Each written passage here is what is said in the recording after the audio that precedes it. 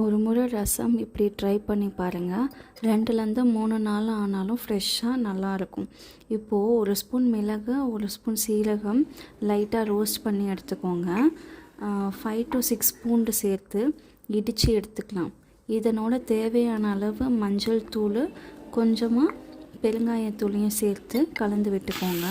இப்போது கடாயில் 2லேருந்து 3 spoon oil சேர்த்துட்டு கடுகு ஆட் பண்ணிக்கோங்க. கடுகு நல்லா பொரிஞ்ச பிறகு 1லேருந்து 2 வரமிளகாய் ஆட் பண்ணிக்கோங்க.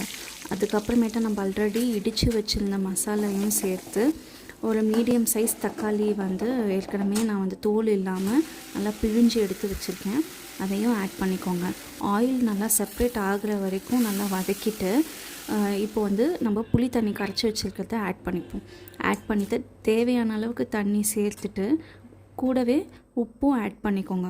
உப்பு ஆட் பண்ணிவிட்டு இப்போது கறிவேப்பிலை, கொத்தமல்லி எல்லாம் எல்லாத்தையும் சேர்த்து நம்ம அடுப்பு சிம்மில் வச்சிடணும். சிம்மில் வச்சு லைட்டாக ஒரு கொதி வந்ததும் நம்ம கேஸ் ஆஃப் பண்ணிவிட்டு நம்ம வேறு பாத்திரத்துக்கு வீட்டில் செஞ்சு பார்த்துட்டு எப்படி இருந்ததுன்னு கமெண்ட் பண்ணுங்கள்.